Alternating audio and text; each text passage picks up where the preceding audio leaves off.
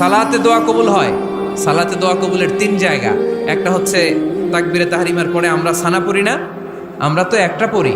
আল্লাহর হাবিব সুন্নাহ এবং নফল নামাজে আরো পড়তেন সানা, ওই দোয়া কবুল হয়। দুই নম্বর জায়গা সালাতে সেজদায় পড়ে দোয়া করলে কবুল হয়। আকরাবু মা ইয়াকুনুল আবদু মির রাব্বিহি ওয়া হুয়া সাজিদ ফাকসিরু ফীহি দুআ। বান্দা যখন সেজদায় লুটিয়ে পড়ে, বান্দা আল্লাহর সবচেয়ে কাছে চলে যায়। তা কিন্তু বিশ্বনবী বলে, সেজদাটা তোমার রবের কুদরতি পায়ের উপরে পড়েছে। সেজদায় পড়ে দোয়া করেন। সালাম ফিরানোর আগে বিশ্বনবী দোয়া করতেন, লা ইউসাল্লিমান্না আহাদুকুম হাত্তা ইয়াতাআওয়াযা মিন আরবা'a।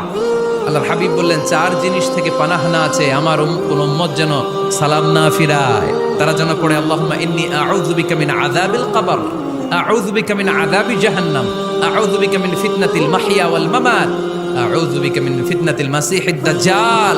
আল্লাহ কবরের আযাব থেকে বাঁচাও, আল্লাহ জাহান্নামের আগুন থেকে বাঁচাও, আল্লাহ জীবন মরণ